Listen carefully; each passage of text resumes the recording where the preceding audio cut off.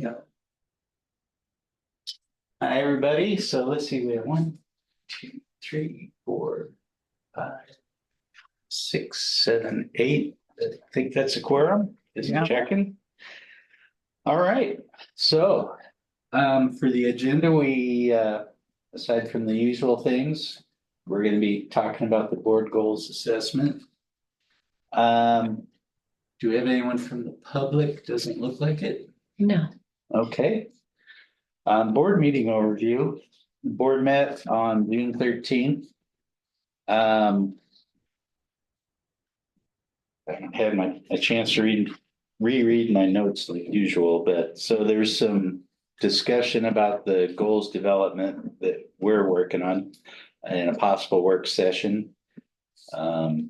It sounded like they would maybe like to include, my name was mentioned specifically, but I'm thinking if they want CAC representation, that'd be an opportunity for somebody else to interact with the board. Doesn't necessarily need to be me. Lance gave a presentation on the planned remodel and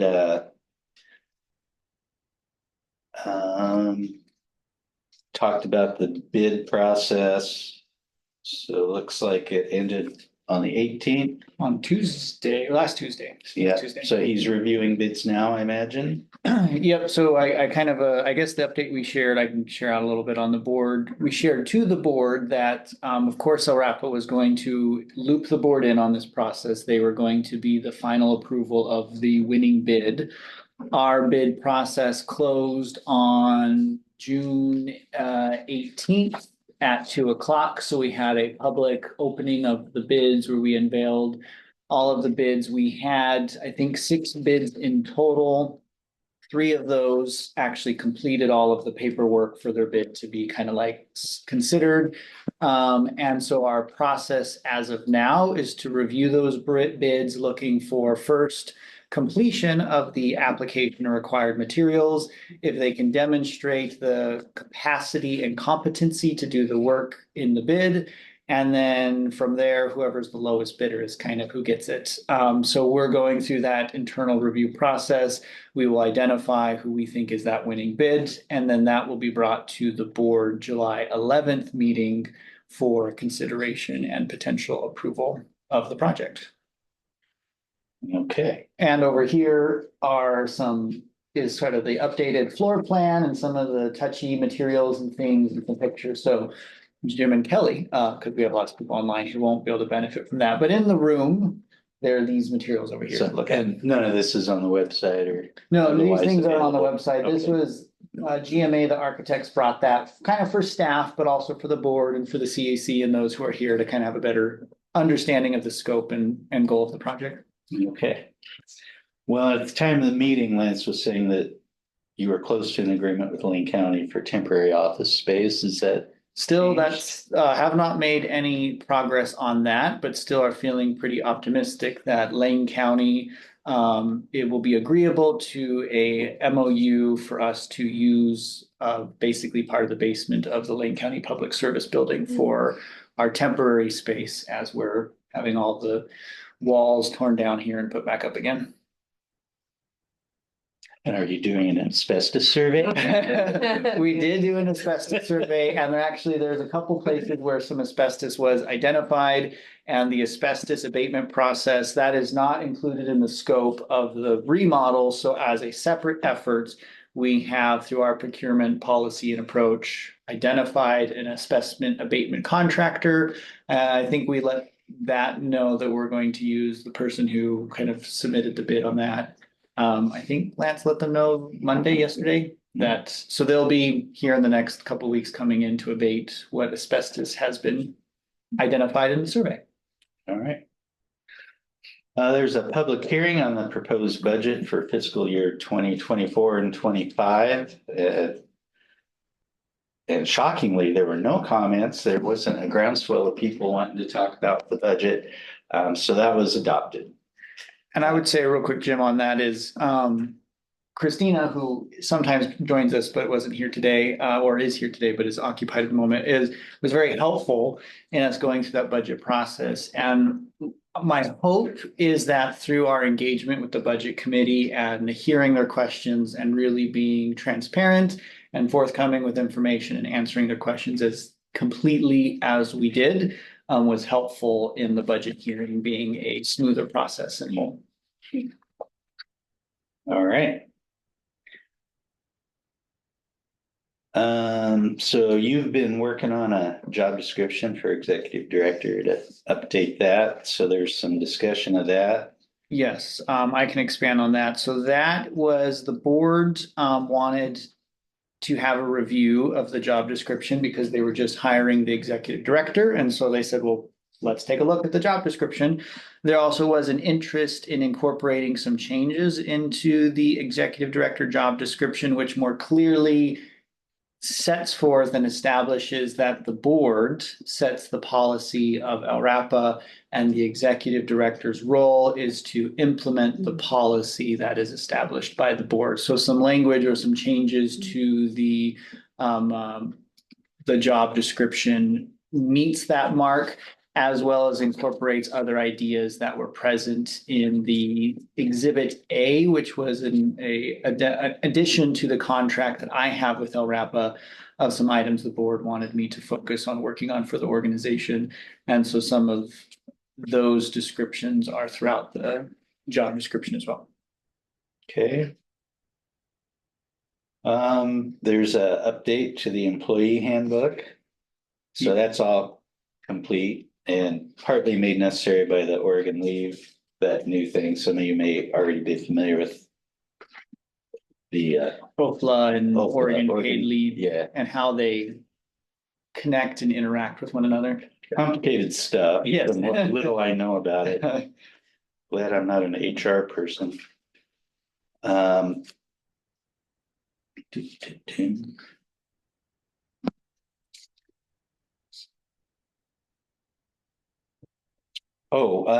So then the public affairs manager position there, that's been renamed or changed to public affairs and project management? Yeah, so that was the public affairs manager was the role I had before I took the executive director role. And so that is an effort that needs to be hired for. I looked at the job description and I made a couple small changes to it, but changed the title of it, which is public affairs and project manager. And that change comes from my own recognition that my time here as LRAPA's public affairs manager did include public affairs work. But I would say a pretty significant component of the work I was doing was more than public affairs related. It was just project management. So there is some of that effort that still needs to be continued. So that need was more adequately reflected in the job description that was posted. That job is open through June 28th. So at the Friday. end of this week, the job is open until filled, but the first review of applicants, I should say, is June 28th. And we'll likely schedule some interviews for this, probably the second week of July, since the 4th of July is in there on the first week. And hopefully from there, we'll have a strong, successful candidate and we'll be able to make a job offer mid-July. Okay. And there's a new air quality specialist, Mandy Ramirez. So that's like a field enforcement. She is. We had Cassandra Jackson was a field officer and inspector we had who she left to go work at the Port of Portland, I believe. And she left in March. So we posted that job position and Mandy joins us. She comes from a food safety background. But I think from a regulatory perspective and food safety and OSHA, it's speaking in the same way. It's just the language you're speaking is a little bit different, I guess you could say. And so I think she has a good skill set and background that will translate very well to air regulation. So. All right. So that concludes the board overview. I realized adjustment to the agenda I should have mentioned earlier was that we got Paul's application to renew. So I was thinking we should get that in this meeting so that that can go to the board for approval and we won't miss any steps. Paul. And I think it's just gonna be a formality and most likely. Actually, should we just get that out of the way? Any Sure. objections to that? Do other people have access to Paul's reapplication? Share it. Yeah, that'd be good. Paul, is there anything you want to say? You've been with us.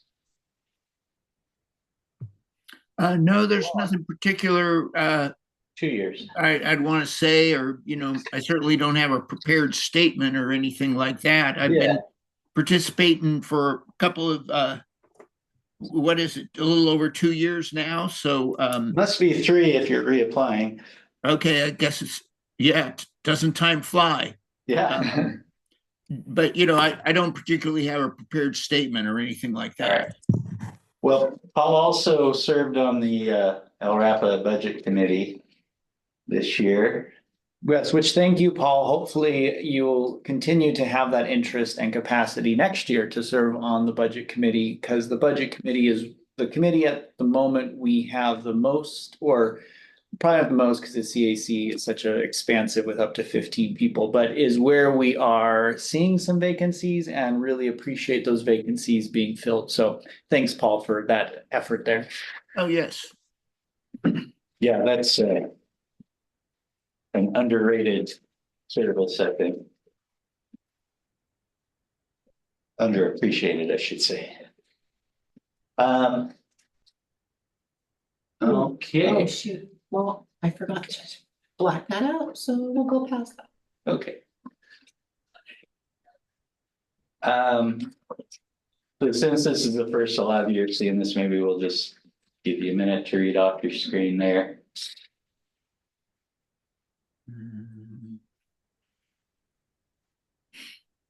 Your chance to get to know Paul better once we get down to his last section.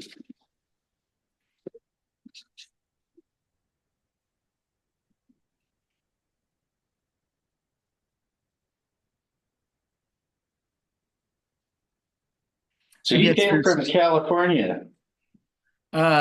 Yes. We moved here to Lane County in 2011. And this is not your first advisory committee. What was the Craft Pulp Mill committee? Well, it was a long time ago. I lived in Eureka, California for a long time, and there was a citizens advisory committee on the big pulp mill there. There was actually 2 of them. They were Craft pulp mills. And the specific issue there is, and what I think is pretty unusual, is because they were located directly on the ocean, they were allowed to discharge directly untreated into the ocean when the tide was correct. Their wastewater? Yeah, their wastewater. And but as part of that permit, it was required, and this was by the federal government, it was required that there be a citizen advisory committee which had oversight on studies that were being done to measure whether any of that effluent was having any effect on beach users and on seafood that was harvested, particularly crab that was harvested in the area there where the discharge pipes were.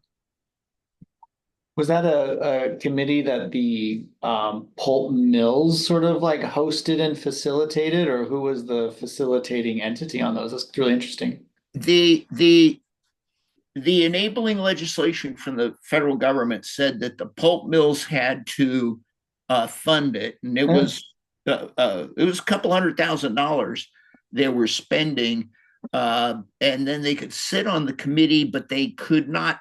They didn't have a vote.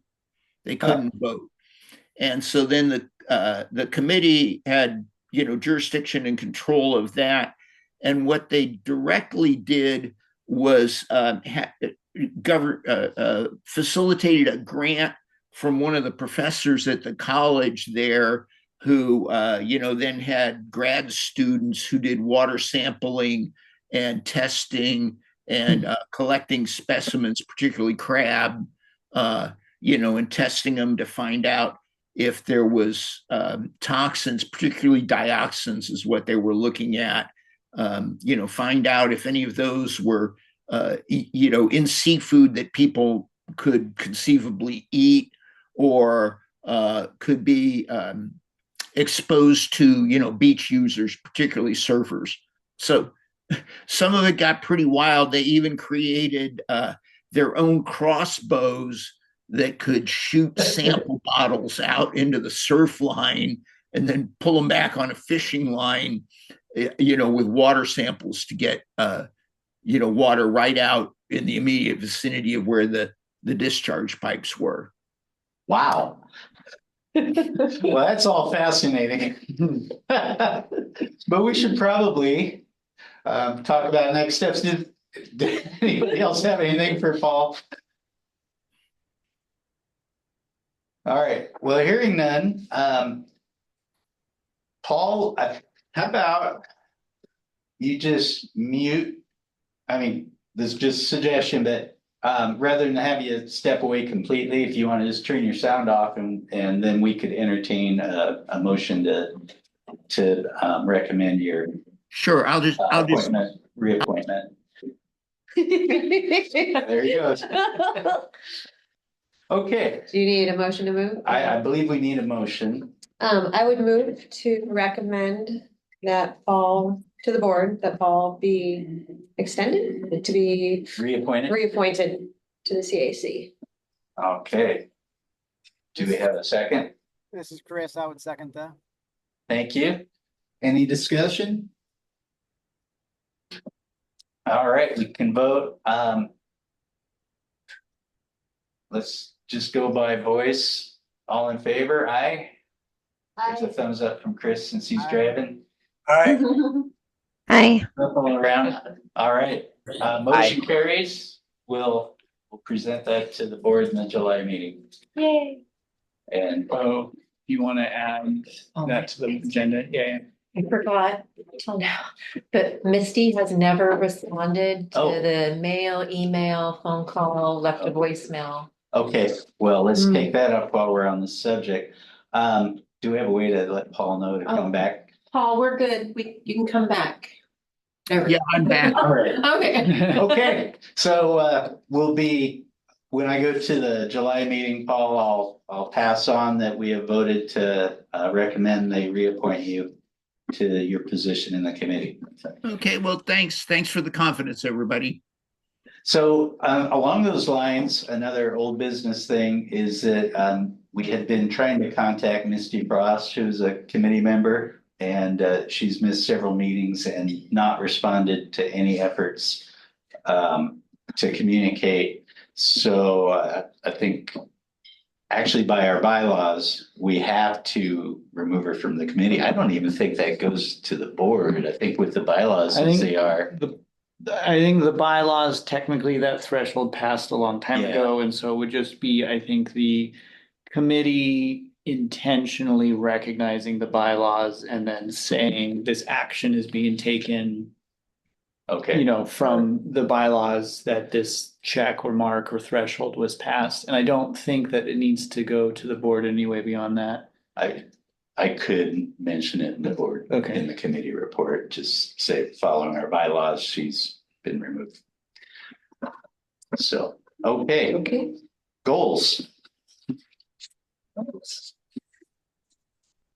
Do we have a deadline? So I can give a little bit of an update here on what the discussion was also on the board goals at the last board meeting. So the initial goals that LRAPA's had set by the board was done in January 2022, which the staff report that's in the room, which is the same one that we had at the last CAC meeting, so no changes there, are in need of being updated.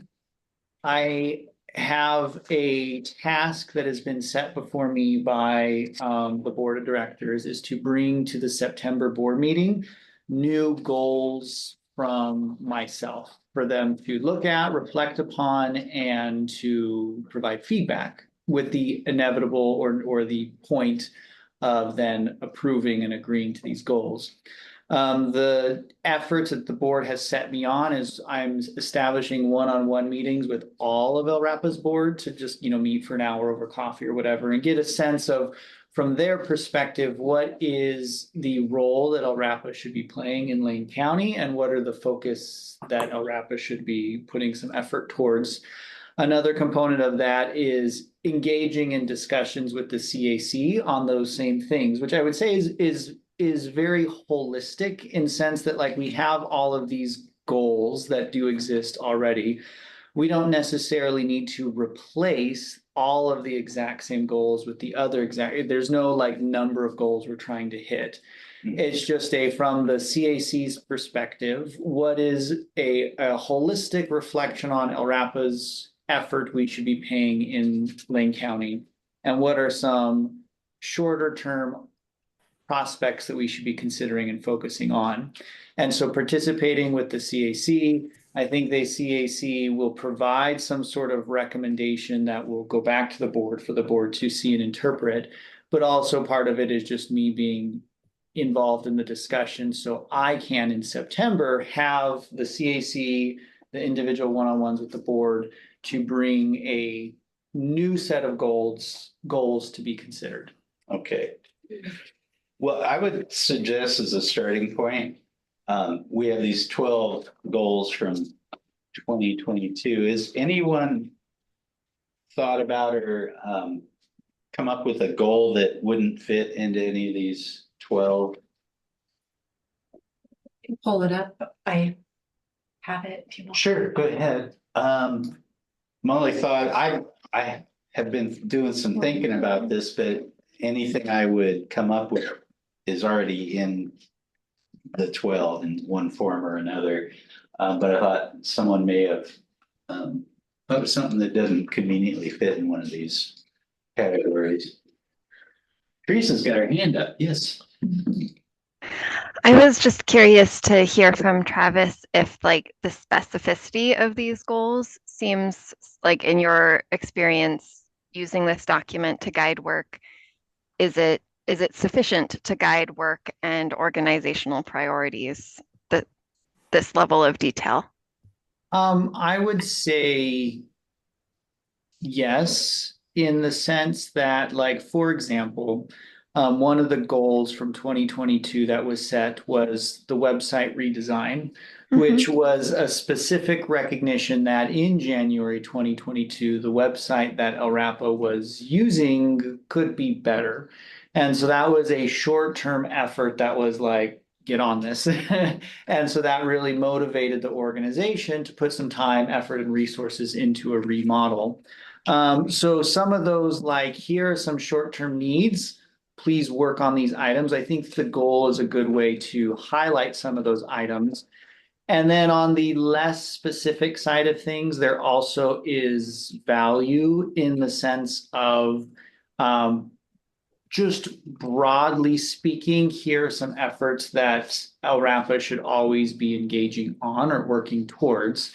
My approach as the executive director is these topics, whatever the goals may be, I want to, in the director's report on a monthly basis, have those goals listed. And then under each goal is a short narrative description from myself of what efforts or actions has LRAPA taken in the last month for the monthly director's report in achieving or working towards progress on those goals. So I noticed that answers, but in the last, like reviewing the director's report, because I was like, oh, where were those goals? I feel like they were on a piece of paper last month. And then I noticed they were in the director's report. So I was just like looking at the community engagement goal. I don't know, like time is precious. So having something broad, like increase interactions with communities. So like increase from what, by what, like which are there particular communities we want to reach out? There's pluses and minuses to different levels of specificity. And it seems like this is sufficient to just say we should be doing community engagement or we should be forming collaborative partnerships. We don't want to get into additional detail because it can really bog down processes and conversations and like tie things up depending on how much detail. But sometimes Yes. it's nice to know what you're shooting for. And I see what you're saying. And so like, as an example for community engagement, if you said there's this recognized community group in Lane County and a goal should be LRAPA needs to build relationships with that particular group. I mean, that level of specificity from, I think, a CAC, like if someone here in the CAC says, actually, I know this community group, and I think LRAPA should be, putting effort towards connecting with this community group, I think that feedback has great value, even in that specific specificity. Whether or not that feedback to me is what I then turn in the goal that I propose to the board includes that level of specificity, maybe not, but Mhm. in my talking points or in my description of the goal, I can provide as examples what some of that could look like. So I think that at this point, as specific in the feedback as the CAC thinks is interesting or worth discussing about, that's just information for me, which I ingest, and then we'll try to turn into goals that kind of hit those marks. Okay. So when are you gonna want that? Like during these discussions, or are you gonna have separate meetings with CAC members individually? to talk about I don't this, think or- it'll be CAC members individually, only from a time on my calendar to facilitate that. So I think that these meetings are a good place to hash that out. And then I would say just direct, like if someone on the CAC wants to send myself or Heather that direct feedback with those thoughts, that's an avenue that is open and exists. Okay. So I would throw out there, since we're talking about it, one thing that on the Environmental Health and Safety committee meeting that I'm on for OCAPA, one of the things that they've been doing over this last year or two is actually coordinating some sort of training for permittees, Mm. whether it's on stormwater, the new NPDES, the WPCF, even MSHA has new silica rules and mobile equipment rules. And one of the things that we've seen is that compliance seems to go way up when people understand their permits better, which makes total sense. As somebody who's struggled in the past with some of the permitting with LRAPA, I think there's a lot of opportunity there, especially when there's changes coming up. Maybe doing a little outreach for industry, whether it's like presenting different types of engineering controls or new technology, or, and they don't have to be like an all day thing, but even just getting together and opening up things to, to people to ask questions and make sure people are on the same page would go a long way towards kind of building that relationship. That's an interesting thought. So a goal being the idea of training opportunities from understand air regulations in Lane County, and also in that training, try to provide a safer space for sources to ask questions about their specific permit per se. And so they can receive that guidance and feedback from us. Yeah, almost putting the permit into layman's terms, having somebody who can explain it in layman's terms to people who are going to be implementing this stuff, because whether it's the DEQ and PDES and the, sampling that people have to do, like there are a lot of people who don't understand that if you get, 4 consecutive samples, you can request an exemption, or what that means. Like I remember going to a site when they were doing stormwater collection and they said, because they didn't have a discharge, they just take water from here. I was like, well, if you don't have a discharge, you don't have to sample. And they're like, oh, really? I was like, oh man. So there was like, Yeah, there's there's some some- really big issues with kind of really understanding. And so whether it's training or whether it's just kind of, Even Yeah. just informational. just informational, like. Well, in you know. particular, I wonder about some of the smaller entities like the gasoline dispensing folks have a pretty simple permit, and I don't know enough about that, but is that seems like a large population. Yeah. You don't spend much time thinking about air discharge, then maybe they would benefit from some information. Yeah. Yeah, that's a good thought. Okay.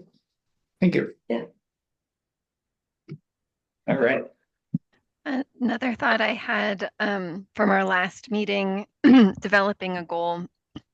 I mean, the goal could be like developing a statement about LRAPA's role in wildfire air quality monitoring, or like to develop a goal, because I think you'd mentioned that there was some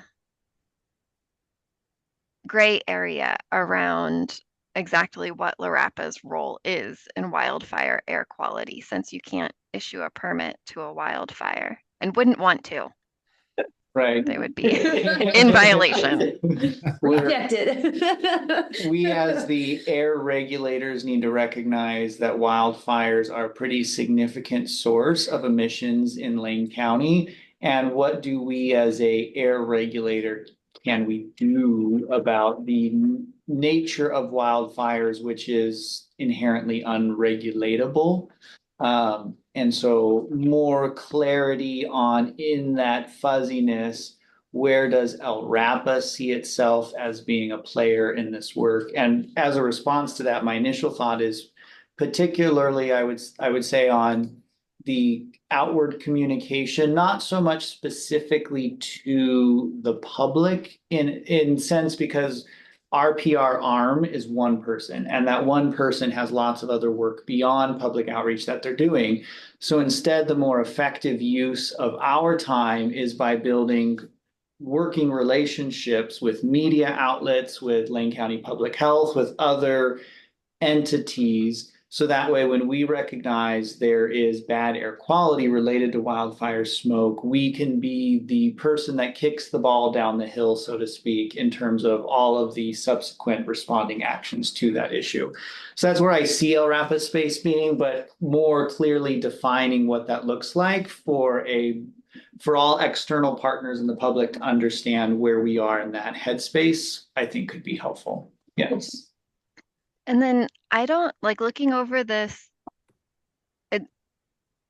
Should there be a goal, like in terms of my understanding of LARAPA's kind of core things that you do, should there be goals that encompass all of your work, like publish air quality data in a timely way, or issue permits or review permits, like kind of a goal to do what you do normally, or do you not want to have like ongoing I think core that programs be in these board goal things?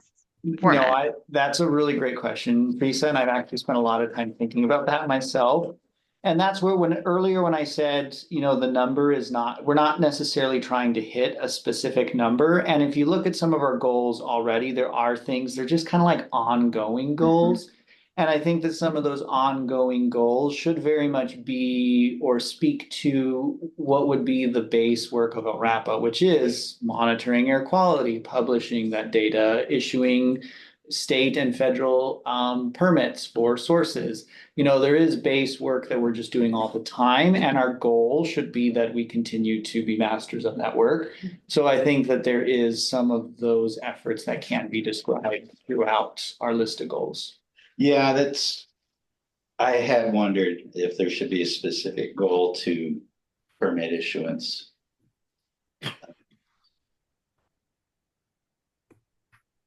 But then, like, as another example of the old goals, the website redesign was a great goal to get LRAPA to really focus our time and effort and energy on a specific project in the short term.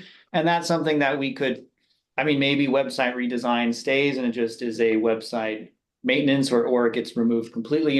That's kind of where we're at in the process of figuring out what we should do or not do. But I feel like the website could be put to bed, at least for now. I feel that way too, but maybe someone disagrees. And then your metrics, of I would agree. course. Because maintenance is gonna be forever. Right.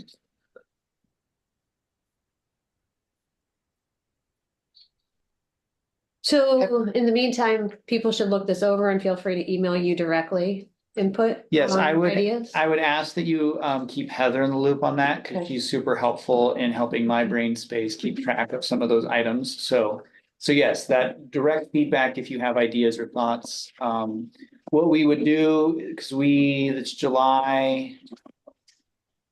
Next, we have one more meeting for the CAC, which is next month. And so the feedback to me and Heather should be a little before that, because if I'm receiving specifically one-on-one feedback from the CAC, what we will need to do is kind of bring all of those specific ideas to the bigger group so everybody can reflect on them.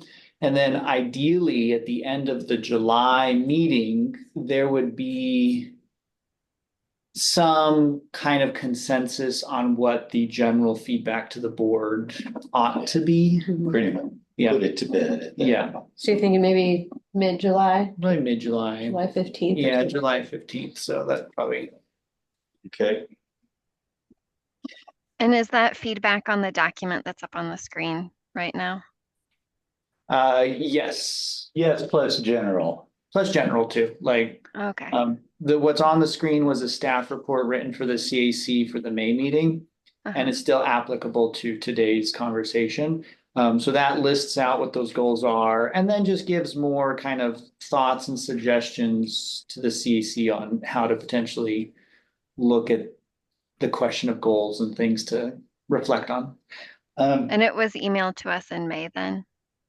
I can re-forward it though. Yeah, Yeah, it was. And yes, Heather, if you could forward that out again, that would be really appreciated. see, I had a few notes unless anybody else wants to go. On community engagement, I was thinking back, I think it was Seneca Sustainable Energy. I especially noticed, but the general public, there's a certain faction that misunderstands El Rapa. It's like they don't realize that you have a set of rules that you have to follow. It's not just you imposing things on them. And I think there's a certain portion of the public that just expects you to slam the door on something like that that's controversial without realizing that there's limits on what you can do. And in terms of community engagement, it'd be nice if people had a better understanding. How you get there, I don't know. Just more of a clarity provided to the general public about, from a regulatory perspective, what is the flexibility to El Rapa and what is not. Because I agree that there is a perception, I would say, by some that El Rapa can take a permit application from a source and just say, we are not going to issue this permit to you because we say so. Yeah, And El Rapa does not have the ability to do that. We are obligated to issue the permit if the permittee can demonstrate an ability is capable in demonstrating compliance with the rules and regulations. And if they can demonstrate that capacity or competency, then we give them the permit. yeah. And I think when some people find out that you're not free to just do whatever is popular, they feel angry and betrayed and then say, well, they're just in the pocket of business. Yes. So that's a tough one, but Wearing down that misconception, I guess. yeah, somehow, That's one because of a presentation like we were talking about earlier, even just you'd be able to, once you build it, you could just give it for like the general, like encompassing what El Rapa does. Yeah. What do we do, right? Taking that and turning it into like like an hour-long presentation for the community. Well, Could be really beneficial. using the Seneca Sustainable as the example again, there were public hearings that I attended just to see what was up. And that's where I saw a lot of that coming out. And I think the public hearings were good. Yeah. But maybe in hindsight, it would have been better to start out saying, these are the rules that they have to follow, that we make sure they follow, and these are the rules that we can't. It's almost like. These are our obligations and these are their obligations. It's true, because if you can present the information, then you maybe can eliminate a lot of the questions and concerns before they even get to that point, when people understand the bigger picture. Yeah, one of the items that we did, and this wasn't recently for Seneca Sawmills permits, but it was when the Seneca Sustainable Energy was having their Title V permit renewed in 2022, I think it was. El Rapa, myself as the public affairs manager, connected with external communities like the Active Bethel Neighborhood Association, the Santa Clara Neighborhood Association. And I provided them it was a presentation that was essentially said, El Rapa is obligated to issue this permit that's coming up. That's going to be out, that is currently out for public comment. We can only respond to comments that are submitted that are substantive in nature, which means they have some sort of technical degree of importance or significance. And so the presentation included, here's what a substantive comment looks like. And here are some examples of substantive comments. And then on the other side of that, here's what is a non-substantive comment, which is just a statement of opinion or statement of fact. And these are comments that El Rapa can't do much with. So there was some preparatory sort of work in trying to prime the community on that because it was recognized that there was a lot of interest in the cogen facility. It did seem like there was less heat at that phase of the whole arc of Seneca's permits. It is challenging because I think from the source's perspective, if you're going through some of these processes and then the regulator says, hey, we're going to go out of our way to engage with the community on these issues to provide more context of what this public process looks like. I do think from a source's perspective, that can be a high anxiety like Were you moment thinking situation. like a permittee specific or just more general? Because I was Well, definitely thinking more general of like the presentation on like if you have a timber industry versus No, I mining was industry. thinking general public education, but when there's a high profile thing come up to be especially focused on something that could be controversial. Gotcha. Um, So I think a lot of people don't even understand what type of industry and like I think you can even like step back and do it like really general of it, what are the main pollutants at, this type of industry, right? And then kind of just be like, and these are the things of what we look for, most have these conditions and kind of just educating the public a little bit better on what these things are, because, you'll hear people talk about, well, there's dust and, it's silica. You're like, well, you do know not all dust has silica. Like, really? You're like, really? Like, so it's really even taking it down to like certain levels about, and I would love to learn about some of the other industries and that sort of stuff, because I think it could alleviate a lot of problems before they even like come at the permitting side of it. Yes, I think people in general, as human nature, we just draw conclusions no matter what. And the conclusions we draw is based on the information that's provided to us. And the more information that's provided, the better of a conclusion that will likely be drawn. Similarly, I was thinking about complaints because your number 10 was enhance the process. How do you feel about that goal? Well, our complaint intake process, which Heather can speak to a fair amount. So when this goal was issued, we had what we call internally as CALS programs, because there was a gentleman who worked here back in the 90s named Cal, and he had some programming abilities, and he put together some programs that we still use to this day. One of those programs was our program for taking in complaints and responding to them. Well, because these were first put together in the 90s, they're kind of losing their life and we're seeing technical challenges. Our asbestos program is still the CALS program and is something we need to update.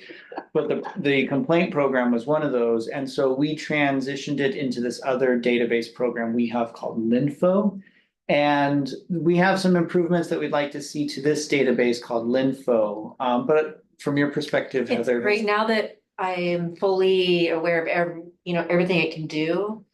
Well, mostly it's very user friendly and I rarely have an issue. The previous system would kick me out if you don't enter it super fast, Oh dear. if there's any lag in it, or if I get a call and have to move away from it, it would just, Oh, I have to totally re-enter the whole thing.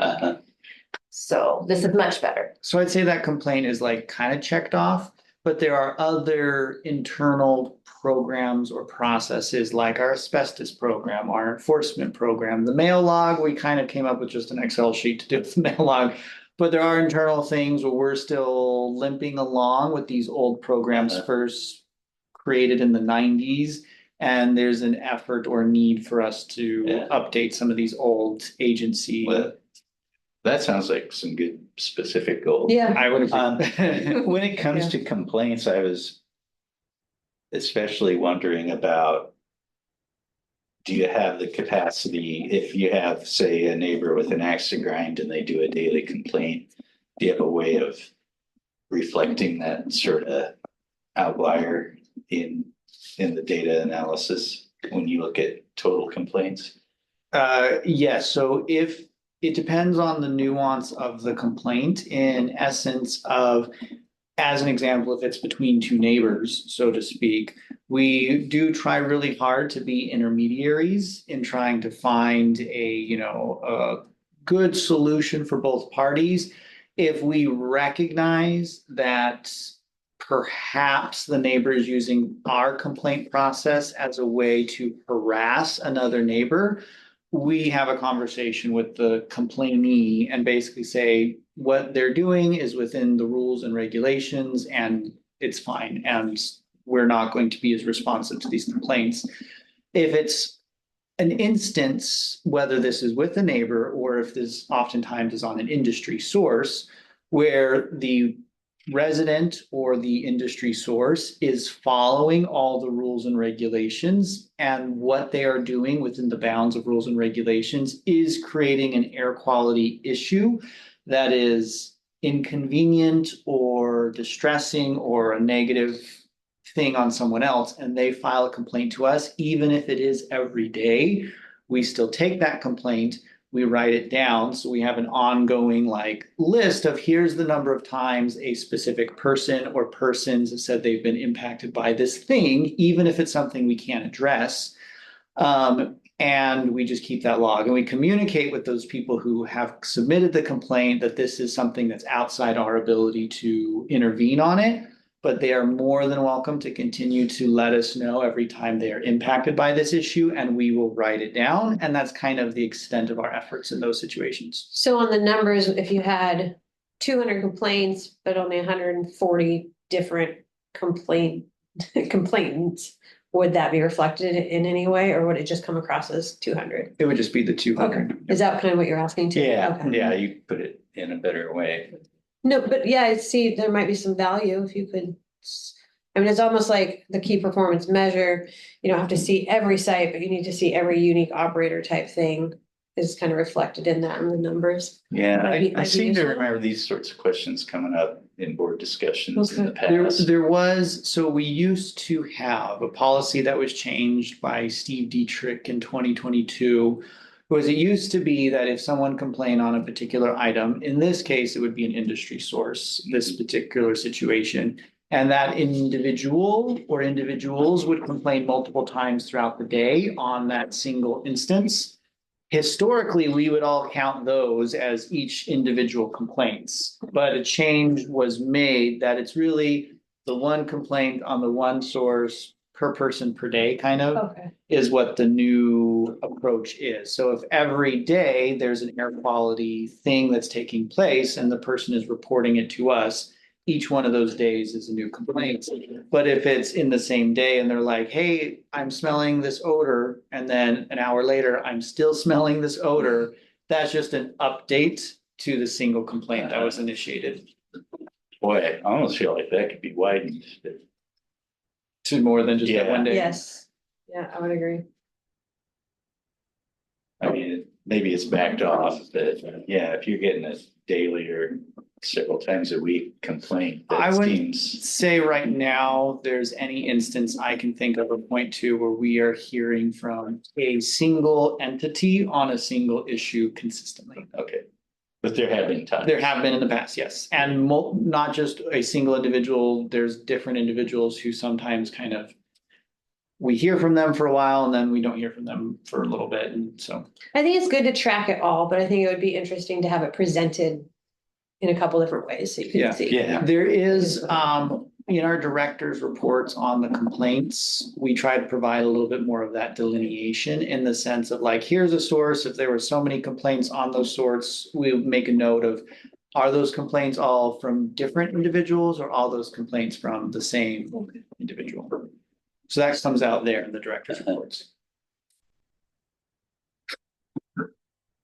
Make sure all you online know you can just chime in on anything you want.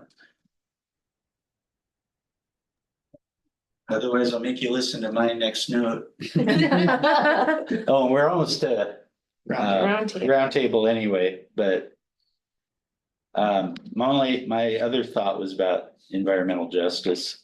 There was that one lawsuit a while back. Oh, yes. Is everything okay as far as complying with whatever that settlement was? So what Jim is referring to is in 2014, LRAPA or Beyond Toxics filed a complaint against LRAPA to the EPA under Title VI, alleging that we discriminated against the Latino population for the issuance of Seneca Sustainable Energy's Title V permit back in 2014. In 2019, the EPA responded to that 2014 complaint, and as outcome of that is we drafted non-discrimination policies. We entered to an agreement with the EPA, not admitting any discrimination occurred, but did say that we can do these processes better. So now LRAPA has 2 non-discrimination coordinators. I'm one of those non-discrimination coordinators. Another woman who works here, Amanda, she's our permit coordinator and public outreach coordinator. She is a non-discrimination coordinator, and we've met all of the asks of EPA. The item is not concluded yet. We're waiting on the EPA to come back to LRAPA with them saying, yes, we agree, you're checking all the boxes, and we're going to conclude this. Considering the time scale with the ECRCO office was 2019 is when they initiated action on a complaint from 2014. This is a slow time scale. A to-do that I need to do that I have not yet done yet is now in my role as executive director, reach out to our EPA contact on that item, who I know, and say, can you give me a status update of this? But it still is something that is not concluded, but I will say that we have met all of the asks of the EPA in response to this.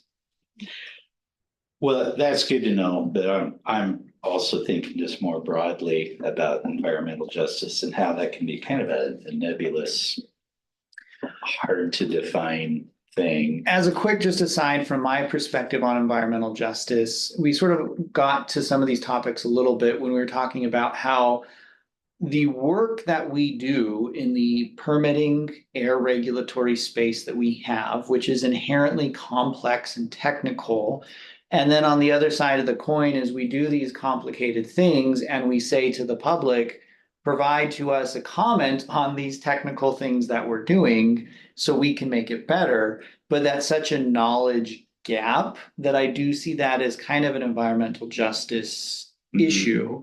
And so in my role as public affairs manager, and I think as an executive director, I'd want to further this, my idea or way that you approach that, at least in the technical challenge component, is when you have informational sessions, when you have public hearings, the information you present in your presentation, the information you are publishing is a science communication effort in the sense that not only are you needing to explain what these processes are, but you kind of have to teach them a little bit as well and set it in such a way that these complicated things are digestible at the more of the layman's perspective or vernacular.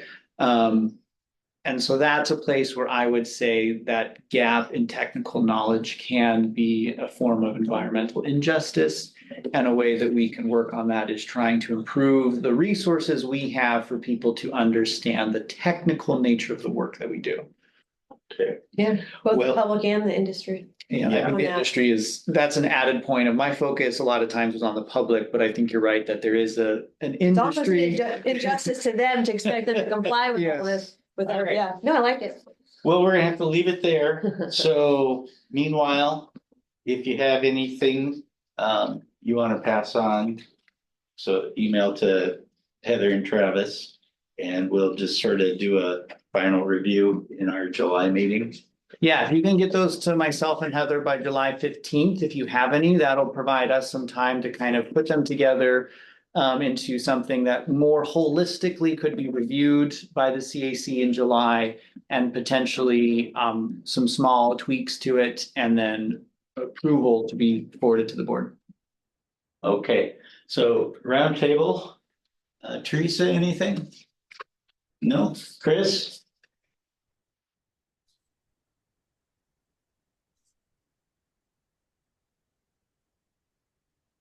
Trying to get there. I don't have a lot for this group. Fire season should be right around the corner. I would expect within the next week, just for your awareness. But and I'm still doing my thing out of town, which is why I was driving today. So thanks for letting me be off screen and listening. But Okay, thanks. Evelina?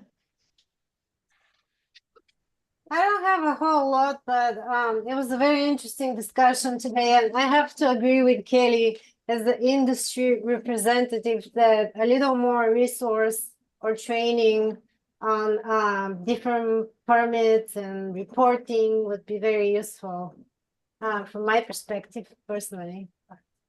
Thank Other you. than that, I've been having a great assistance from RAPA staff on questions and just navigating me through reporting, so I can't really complain, but. Who's your permit writer, Evelina? Well, Jonathan Wright has been reviewing my reports. I know Max has been helping me in the past. Honestly, I don't know who's the permit writer. I wanna say it's Jonathan. Yeah, I think States is one of those permits where your old permit writer was Kelly, who retired. And so now you're getting a little bit of the double effort assist from the staff who are holding on to that work until we get Kelly's replacement onboarded, and then we can figure out our source assignment of those works. So, but yes, Jonathan and Max are very knowledgeable and helpful. Yes, and thank you to everyone that has helped us. Been great. Peter? Yeah, hello. I appreciate the thoroughness and organization of the director's report. It was a pleasure to read, and I enjoyed that. Thank and you. It's and it's great to be back after missing a month. We were up in Vancouver Island, Canada. Ooh. Black bears and bald eagles and a pod of killer whales, and all of that just by going about our normal day, not even taking a tour or anything. So Wow. island up there. That sounds lovely. Ben? Yeah, nothing today. I'll get back to you on the goals and Okay. for the next one. And Paul? Nothing today from me. Okay. Peter, did you have more that you wanted to offer there? That's No. right. Okay. How about you? Well, I'll just mention that MSHA came out with, and they published their new silica rules. Uh-huh. So it has been reduced to match some of, to match OSHA's, although there's more to it. With medical surveillance and a whole bunch of stuff, and they did extend the timeline, but there'll be a lot of air monitoring happening in the next couple of years. And one of the things that they're expecting is a substantial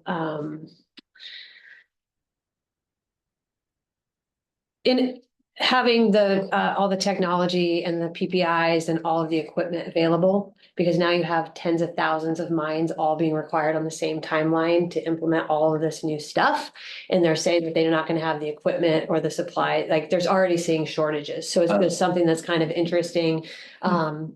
So air monitoring and, you So know. it's basically like the federal government is saying, okay, these mines need to start doing monitoring that has not been done. And so all these mines are like, let's go buy the monitoring equipment, and the monitoring selling folks are like, we only have so much to sell. Yes, kind of, although monitoring has been required, the difference is they're not allowing you to use any of your past data to move Wow. forward. So everybody's starting over, and what they're requiring is your first sample, so everything's on a 3-month schedule. So you sample once, if everything's below permissible exposure limit and action level, and you test again in 3 months, and it's all below those, you're good. If there's anything above the action or PEL, it's every 3 months indefinitely until you can get it all below. And so, you know, it's a little tricky because of activity. So if you only have a site that's active during the summer, everybody needs it now. If you have those sites that are seasonal, right? So it's already, we're seeing shortages on supplies.